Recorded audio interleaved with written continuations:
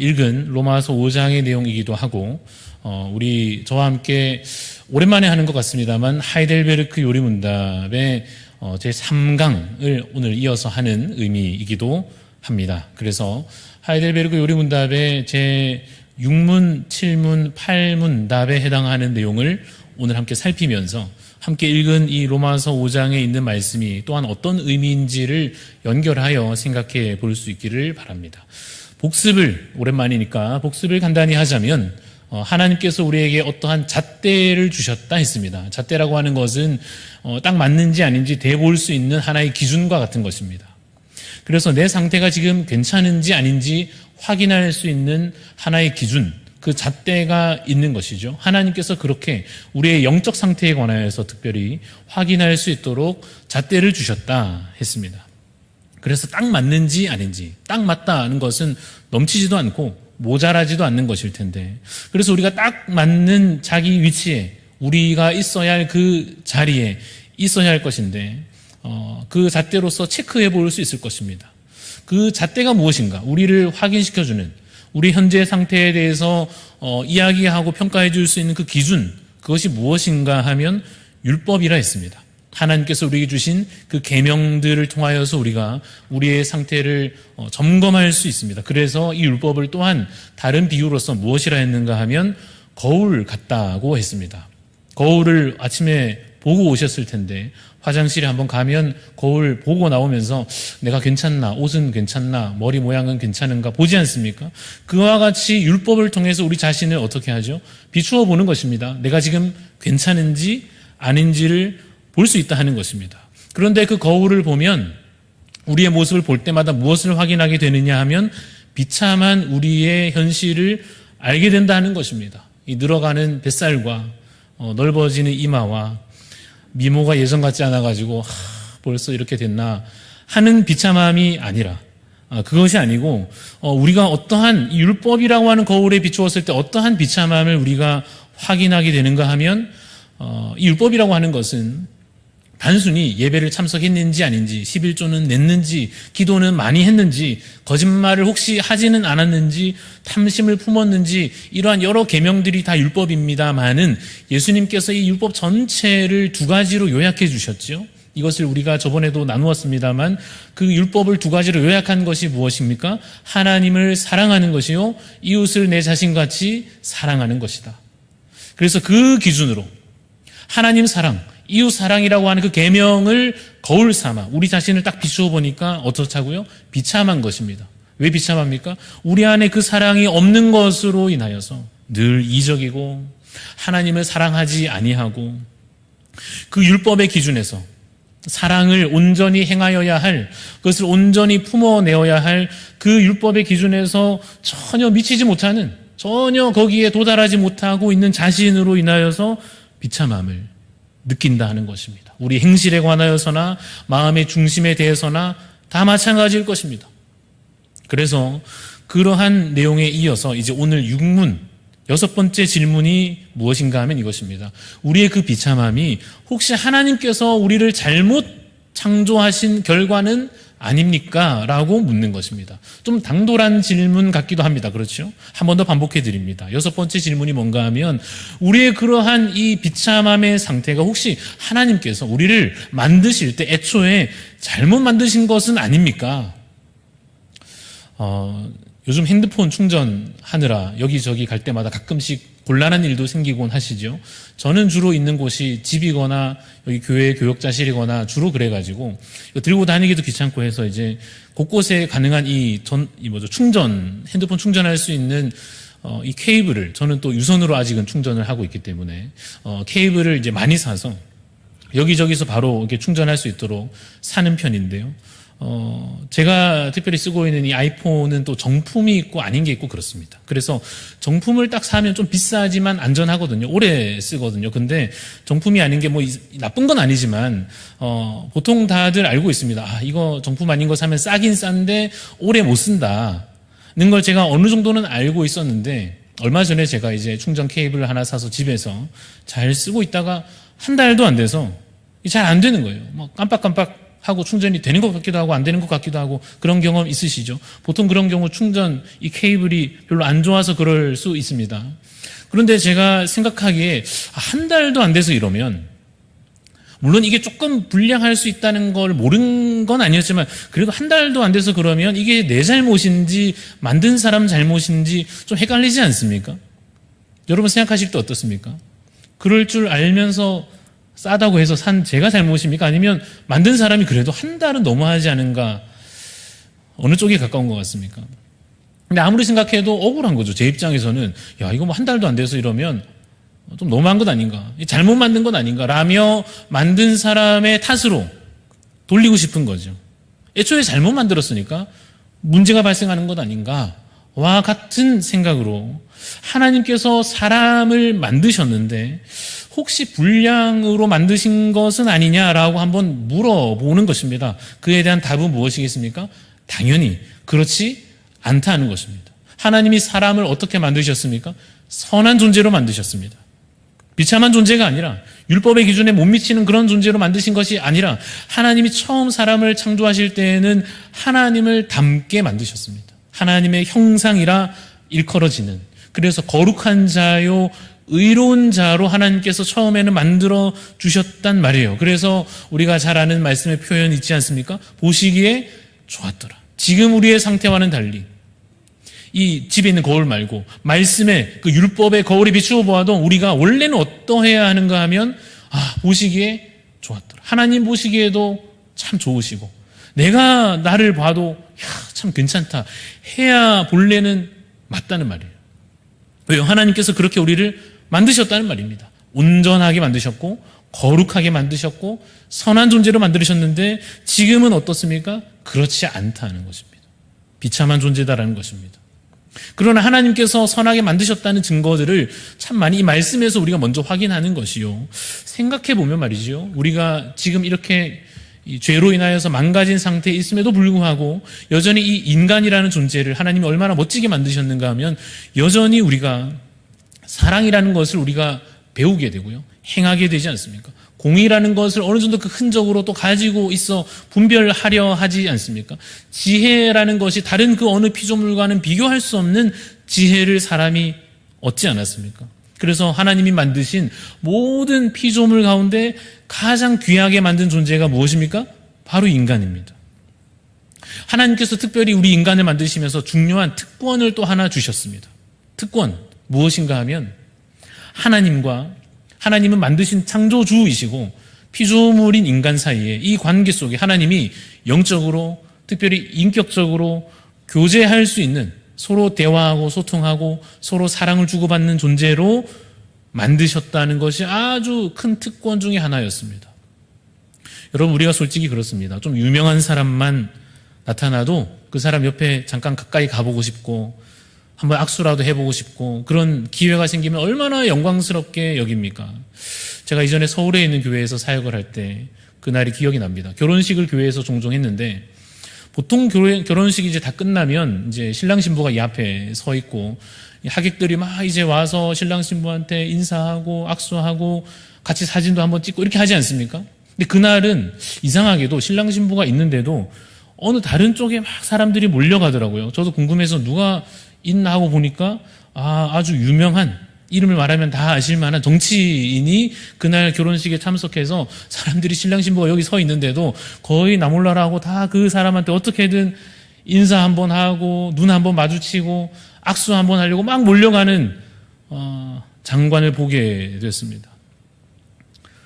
사람에게 그러할진데 우리가 연약한 이 마음에 생각할 때 사람으로서도 사람에 대하여서도 우리가 와 하면서 뭔가 가까이 가고 싶고 좀 친하면 참 좋겠다 이런 생각 가지는데 하나님은 어떤 존재이시냐? 가장 높고 높으신 하나님이시요. 모든 것을 만드신 창조주 하나님이시다라는 것입니다. 우리와의 관계를 주종 관계로 표현하면 하나님은 주인 되신 하나님이시고 사람은 사실 하나님께 대하면 어떻습니까? 고개를 감히 들 수 없는 존재 아니겠습니까? 그러나 하나님께서 아담을 만드시고 인격적으로 교제할 수 있는, 같이 소통할 수 있는, 심지어 아름다운 연합을 이룰 수 있는 존재로 하나님은 선하게 거룩하게 만드셨다는 말이에요. 그러면 하나님은 잘못이 있습니까? 없습니까? 없지요. 하나님은 선하게 만드셨으니까. 그럼 누가 잘못한 거지? 이것입니다. 그럼 왜 이러한 비참함이 우리 가운데 있는가? 왜 나는 이 모양, 이 상태로 있는가에 대한 질문이 이어지는 7문입니다. 그에 대한 답은 창세기 3장에 잘 기록되어 있는데 3장을 우리가 보기 전에 창세기 2장이 어떻게 끝나느냐 하면 제가 읽어보겠습니다. 창세기 2장 25절에 아담과 그의 아내 두 사람이 벌거벗었으나 부끄러워하지 아니하니라. 이건 뭘 말해주는 건가 하면 아직 그들이 타락하기 전에, 아직 그들이 하나님 앞에 범죄하기 전에 본래 하나님께서 만드셨던 그 상태 그대로 있을 때 이 남녀가, 이 부부가, 아담과 하와가 서로 벌거벗었으나 부끄러워하지 않는다니까요. 그것은 무엇을 뜻하느냐 하면 거룩하다는 뜻입니다. 그들의 마음에 그 심령이 정결한 상태에 있었다는 것입니다. 죄가 전혀 없는, 흠없는 상태에 그들이 아직 창세기 2장까지는 있었어요. 그런데 3장으로 딱 넘어가면 누가 등장하느냐? 뱀이 등장합니다. 우리 다 잘 아는 이야기입니다만은 뱀이 등장하여 하와에게 말을 겁니다. 동산에 있는 것 하나님이 다 먹지 말라 하시더냐? 그러자 하와가 그건 아니고 저기 동산 중앙에 있는 저 나무의 열매는 먹지도 말고 만지지도 말고 뭐 죽을까 하노라 뭐 그런 이야기를 하며 이야기하니까 결국 뱀이, 그 사단이 하와를 유혹하였고 그의 남편까지도 그 시험에 넘어가서 먹고 말았더라 하는 것이 창세기 3장에 나오는 내용이지 않습니까? 하나님께서 분명히 금하신 이거 먹으면 정령 죽는다, 이거면 끝이다, 이것은 이 계명에 불순종하면 아예 끝나는 것이다 라고 분명히 말씀하신 그 계명을 아담이 어겼던 것입니다. 그 마음속에 뭐가 있었을까요? 아담과 하와의 마음속에 뭐가 있었겠습니까? 하나님처럼 되고 싶은, 혹시 여러분도 그런 마음이 있는지 한번 마음속에 한번 확인해 보십시오. 최초의 인간이 왜 죄를 지었는가 하면 하나님처럼 되고 싶은 마음이 그 마음에 일어난 것입니다. 배고파서 먹은 게 아니지 않습니까? 널린 것이 먹을 수 있는, 하나님께서 다 먹을 수 있게 허용해 주셨고 호기심에 저거 어떤가 이래서 먹은 게 아니라 그 마음에 탐심이 있었습니다. 하나님처럼 되고 싶은, 그렇게 높아지고자 하는 교만이 있었습니다. 그 결과가 무엇이냐 하면 비참한 인간의 상태를 만들어내었다는 것입니다. 그렇게 하고 나면 의문이 하나 또 들 수 있습니다. 좀 어린아이 같은 질문일 수 있지만 이런 질문이죠. 그거 하나 먹은 게 뭐 그렇게 심각하게 큰 잘못이라고 온 인류를 그 한 가지 죄 때문에 그거 그냥 좀 먹을 수도 있고, 옛날 같으면 남의 집, 저는 해본 적이 잘 없지만 옛날에 말로만 듣던 남의 집에 가서 뭐 하나, 그거 다 서로 뭐 그러는 것이고 그런 줄 알면서도 허용하는 것이고, 우리는 다 그렇게 허용하는데 하나님 뭐 그렇게 속이 좁으셔가지고 그거 하나 먹은 것 가지고 온 인류를 멸망에 빠뜨리시는 거, 하나님 너무하시는 것 아닌가 라는 것을 설명하기 위해서 제가 좀 조심스럽지만 한 가지 비유를 한번 들어보려고 하는데요. 예를 들어 말이죠, 우리 원로 목사님께서 교역자실에 이제 볼 일이 잠깐 있으셔서 평일에 문을 탁 열고 교역자실에 딱 들어오시는데 제가 의자에 딱 앉아가지고 등을 뒤로 딱 이렇게 기대가지고, 제가 진짜 그런다는 것이 아닙니다. 설명을 잘 오해 없이 들으시기 바랍니다. 의자에 딱 기대가지고 다리를 딱 꼬고 말이죠. 원로 목사님 들어오시는데 왔어? 이렇게 하면 있을 수 없는 일이지 않습니까? 제가 이렇게 절대 그런 마음 품는 것이 아니니까 오해 마시고. 근데 심지어 말이죠, 제가 실수로 누가 잘못 다른 사람인 줄 알고 그러는 게 아니라 사실 이미 옆에서 누가 저한테 얘기하기를 사람이 다 똑같지, 사람 위에 사람 있고 그런 게 어디 있느냐, 뭐 맘먹을 수 있지, 언제까지 고개 숙이고 그렇게 굽신거리면서 살 거냐 라는 마음에 저도 이렇게 정신 나가가지고 진짜 맘먹어보자는 마음을 한번 먹고는 건방지게 다리 꼬고 앉아서 왔어? 이렇게 하면 그 행동 자체가 크고 작건 간에 뭐 손 하나 들고 말고 다리를 꼬고 펴고가 뭐 그렇게 중요하다는 게 아니라, 여러분 지금 다 공감하시다시피 말도 안 되는 일이지 않습니까? 이미 그 마음에 교만과 탐심으로 자기 위치를 잃어버리고 감히 넘지 말아야 될 선을 넘는 그것이 얼마나 큰 죄가 될 수 있는지에 관하여서 사실은 우리가 쉽게 이해할 수 있을 것입니다. 게다가 선악을 알게 하는 그 선악과에 대해서만큼은 하나님께서 분명히 미리 경고하셨지 않습니까? 말하자면 약속되어 있는 것입니다. 절대 안 된다라고 하나님께서 좀 일방적이어 보일지 모르겠지만 분명히 하나님께서 그 관계를 위하여 약속해 두신 것입니다. 그러고 나면 또 이러한 질문을 할 수 있겠습니다. 그렇다고 한다면 애초에 굳이 뭐하러 선악과를 만드셔가지고 그냥 그 에덴 동산에 다 먹어도 되는 것만 쫙 깔아 놓으시면 좋을 텐데 굳이 왜 죄를 지을 수 있는 가능성을, 그렇지 않습니까? 그냥 선한 행동만 다 할 수 있도록 안전하게 만들어 주시지 않고 굳이 잘 보이는 데다가 저 나무 열매 탐스럽게 막 이렇게 맺혀지게 해 두시고는 왜 죄 지을 가능성을 열어두셨는가? 그러니까 따져보면 책임이 하나님께 있는 것 아니냐. 사람이 이렇게 비참한 죄에 빠진 존재가 된 것은 하나님께서, 물론 먹은 사람도 잘못일 수 있겠으나 애초에 그것을 만든 사람이, 두신 분이 잘못하신 것 아니냐. 왜 만드셨는가? 왜 그것을 거기 굳이 두셨는가? 성경에 그게 참 시원하게 답이 있으면 좋겠습니다만 그렇지는 않으나 왜 하나님께서 그러한 죄의 가능성을 열어두셨는지에 대해서 많은 설명들이 있는데요. 제가 가장 공감되는 것을 하나 소개하고자 합니다. 그것은 뭐냐 하면 하나님께서 우리 인간을 만드시고 특별히 그 아담과 하와에게 죄를 지을 수도 있는 가능성, 하나님의 말씀을 불순종할 수도 있는, 그것을 선택할 수도 있는 가능성을 열어두셨다는 것은 왜 그랬느냐 하면 사랑 때문이다라고 하는 것입니다. 설명하자면 이런 것입니다. 제가 집에 가서 방에 이제 스위치를 딱 누르면 불이 켜지겠죠. 그럼 이제 불이 켜졌을 때 제가 그 스위치를 보면서 고마워, 역시 나를 향한 너의 그 사랑이 너무너무 고맙다 이렇게 하지 않죠. 왜 그렇죠? 그것은 그냥 기계적으로 설정되어 있는 것입니다. 누르면 켜지고 누르면 꺼지고 하는 것입니다. 옛날에는 위아래로 돼 있었는데 요즘에는 이렇게 좌우로 돼 있어가지고 좀 적응이 이제 됐습니다만 이 원리를 다 뜯어보면 이렇게 해서 전기가 연결되니까 켜지고 끊어지면 꺼지고 그런 거구나 이해되고 나면 그거 아무것도 아닌 것이 되고 맙니다.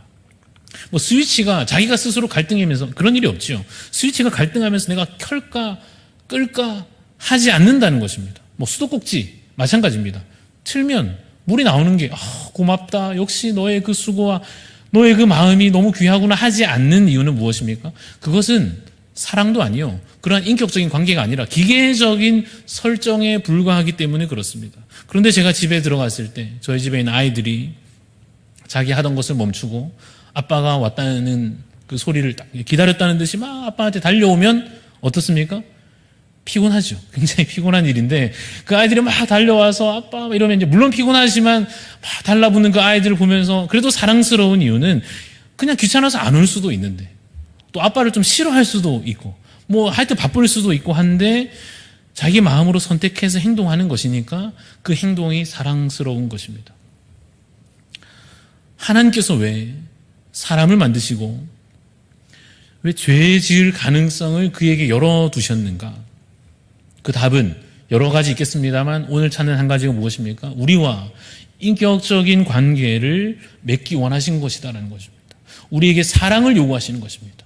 어쩔 수 없이 기계적으로 설정되어 복종하는 관계가 아니라 버튼 누르면 순종하고 아멘하는 존재가 아니라 선택할 수 있도록, 심지어는 악한 것을 선택할 수 있는 여지까지 남겨두어 우리에게 사랑을, 참된 순종을 요구하시는 것입니다.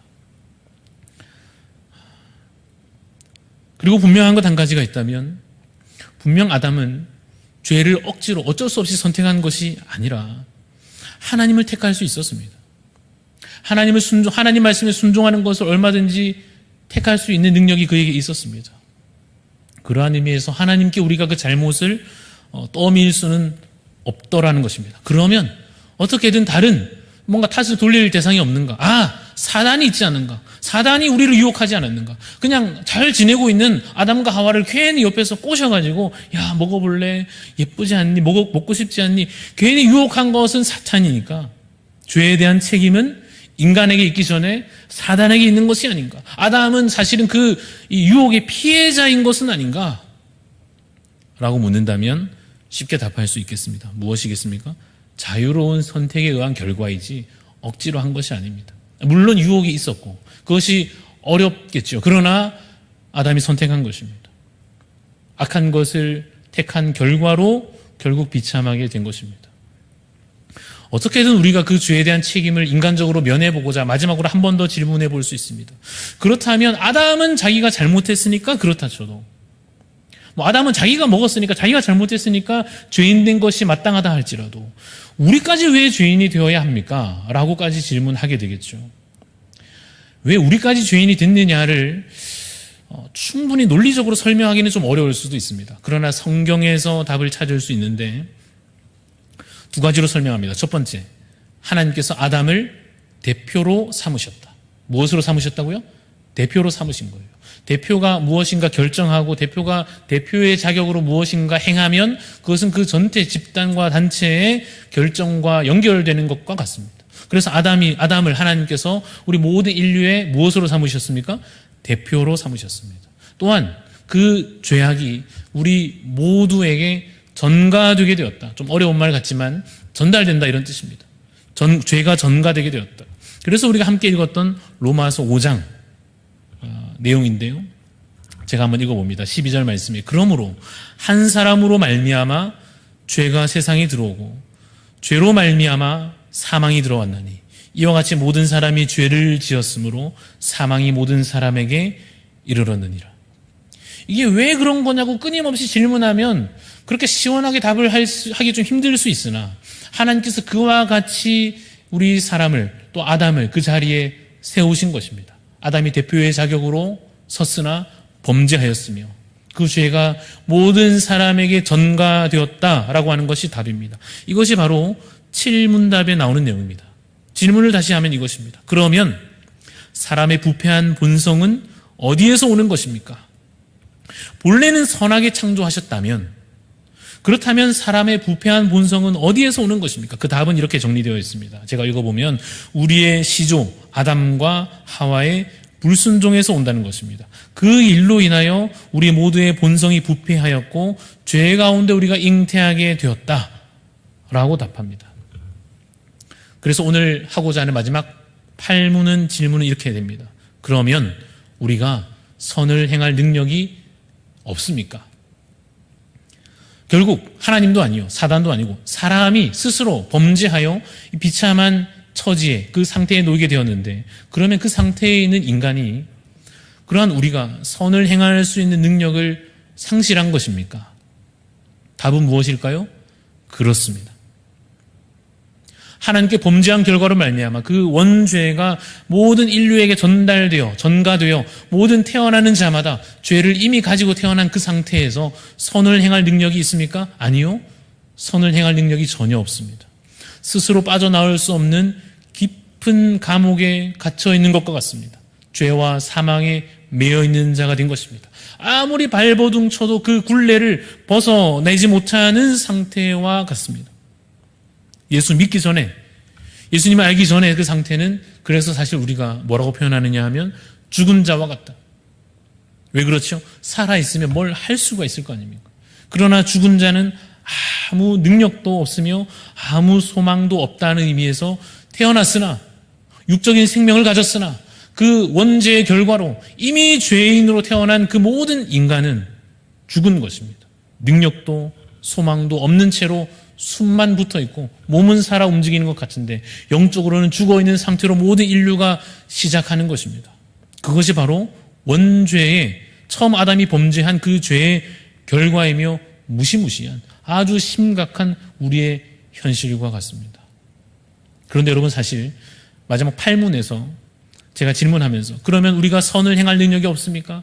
없습니다 라고 했는데 그 뒤에 단 하면서 한 문장이 더 있는데요. 그러나 단 성령으로 거듭나면 할 수 있습니다 라고 기록되어 있습니다. 무슨 말씀입니까? 우리가 죄로 인하여서 선을 행할 능력을 잃어버린 상태로 태어났습니다. 그래서 죄 짓는 것입니다. 어린아이든 어른이든 예수 믿기 전까지 아무런 선을 행할 능력을 없는 상태에서 그냥 죄 지을 뿐입니다. 좀 착해 보일지 몰라도 그것이 모두 인간의 교만일 뿐입니다. 좀 도덕적이어 보일지 몰라도 예수 믿지 않는 그 상태에서 품는 그 모든 마음과 그 모든 행실은 악할 뿐입니다. 그러나 단 성령으로 거듭나면 선을 행할 수 있게 됩니다. 다시 말하면 예수 믿으면 살 길이 열린다라는 뜻입니다. 죽은 자였으나 태어났으나 죽은 자와 같은데 아니 그 죽은 자인데 죽은 자에서 예수 믿으면 성령으로 거듭나면 산자 되는 것입니다. 이것을 우리에게 잘 설명도 해주고 느낄 수 있게 해주는 찬양이 있어서 찬송가 있으십니까? 찬송가 펴서 한번 같이 불러보려고 하는데요. 292장입니다. 우리 반주 없이 편안하게 같이 한번 불러보려고 합니다. 좀 천천히 부르면서 늘 여러분 자주 부르던 찬송가일 수 있는데 이 가사 1절, 2절에 있는 내용들을 오늘 말씀과 더불어 한 구절 한 구절 좀 묵상하는 마음으로 같이 한번 찬양해 보겠습니다. 292장 주 없이 살 수 없는 이 찬양이거든요. 찾으셨습니까? 우리 1절, 2절 해보겠습니다. 주 없이 살 수 없네 죄인의 구주여 그 귀한 보배 피로 날 구속하소서 구주의 사랑으로 흘리신 보혈이 내 소망 나의 위로 내 영광 됩니다. 주 없이 살 수 없네 나 혼자 못 서리 힘없고 부족하며 지혜도 없도다 내 주는 나의 생명 또 나의 힘이라 주님을 의지하여 지혜를 얻으리. 이 찬양의 제목이 무엇입니까? 주 없이 살 수 없네입니다. 너무 흔한 찬양 가사 같아서 부르면 그냥 같이 따라 부르는 그냥 그렇게 지나가는 가사였을지 모르지만 오늘 말씀의 핵심이기도 합니다. 주님 없이 살 수 없습니다를 고백해내는 것이 우리가 어쩌면 다시 돌아가야 할 우리의 자리일 것입니다. 왜냐하면 그것이 우리의 시작이었기 때문입니다. 우리가 다 태어난 지가 오래돼가지고 기억이 안 나겠습니다만 태어났을 때 우리가 이미 죄를 안고 있었습니다. 주 없이 살 수 없는 존재로 태어났습니다. 죄인의 구주여 그 귀한 보배 피로 나를 구속하소서. 처음에는 몰랐죠. 이게 이런 게 있는지 몰랐죠. 뭐 기독교가 있는지 교회라는 게 있는지 어린아이가 어찌 알겠습니까만은 자라면서 누군가의 전도를 받아서 혹은 부모님의 손을 잡고 교회에 따라 나와서 주일학교에 배우면서 예수님 배우고 십자가 배우고 구원이 무엇인지 천국이 무엇인지 하나씩 알아가서 우리 여기까지 왔습니다만 우리의 시작은 무엇이었는가 하면 주 없이 살 수 없는 그 상태입니다. 죄인의 상태였습니다. 그래서 우리 고백하였듯이 죄인의 구주요 주님의 보혈로 주님 우리를 구속하여 주옵소서. 내 소망 나의 위로 내 영광 됩니다. 우리는 소망이 없다니까요. 죽은 자가 무슨 소망이 있고 무슨 능력이 있습니까? 주 없이는 일어설 수도 없는 완전히 죽어진 상태에 있는 우리를 나 혼자 서지 못하는 그를 힘없고 부족하여 아무 지혜도 아무 능력도 없는 우리를 주께서 우리를 택하여 살리심으로 생명 얻은 줄로 믿으시기를 간절히 소원합니다. 그러니 주님을 의지하여 그 지혜를 그 생명을 얻고자 하는 것입니다. 그런데 우리가 오늘의 우리의 삶의 모습을 돌아보면요, 우리 상태에 대해서 우리가 다시 한번 거울에 우리의 자신을 비추어 보면 왜 이렇게 죄가 많고 연약한지, 왜 이렇게 사실 더러운지, 왜 이렇게도 선한 것을 도통 기뻐하지 않는 것인지, 악한 것을 왜 그렇게 더러운 줄 알면서도 계속 손에 쥐고 놓지 않는 것인지, 왜 이래도 천국을 붙잡지 아니하고 악한 세상으로 달려가는 도망치는 와중에도 아까워서 뒤돌아보았던 그 롯의 아내처럼 불타 없어져야 할 그곳을, 저 악한 세상을 미련 남아서 버리지 못하여서 뒤돌아보다 죽어버린 그와 같이 여전히 이 비참한 상태인 우리 자신에 대하여 이 좀 죄에 대한 책임을 면해보려고 억울해하면서 하나님이 잘못하신 것 아닌가? 아니, 사단의 무슨 농간 아닌가? 아담이 뭐 잘못한 것 아닌가? 아무리 따져보아도 돌아오는 답은 우리 자신이 죄인이요. 죄를 어찌할 수 없는 상태에 있음을 깨달을 때에야 우리가 부른 이 찬양의 고백이 다시 절절히 와닿게 될 것입니다. 주 없이 살 수 없음을 고백하는 것입니다. 죄인의 구주여 날 구속하소서. 진심으로 이 찬양을 고백하게 될 것입니다. 말씀을 정리하겠습니다. 아플 때는 아픈 줄 아는 것이 다행인 것입니다. 맞죠? 요즘에 여러 가지 질병과 여러 가지 상황들로 질병 가운데 아픈 중에 코로나 중에 등등 계시는 분들이 많은데요. 생각해보면 아픈 거 안 좋은 거지만 아플 때는 아픈 줄 아는 게 그래도 다행인 것입니다. 마찬가지입니다. 죄에 대하여서도 마찬가지입니다. 죄인이 아니면 좋겠지만 죄인 상태에 머물러 있다면 내가 죄인인 것을 아는 것이 다행입니다. 왜요? 그래야 살 길을 찾을 것이요. 주께서 주신 그 은혜를 감사히 여길 것 아니겠습니까? 아플 때 약 먹듯이 치료받듯이 우리 죄에 대하여 오늘 다시 여러분 기도하는 가운데 찬양하는 가운데 말씀 가운데 하나님께로 돌아가는 참된 지혜의 선택이 정말 주님을 택하는 그 아름다운 선택이 오늘 여러분들에게 주어지시기를 간절히 소원합니다.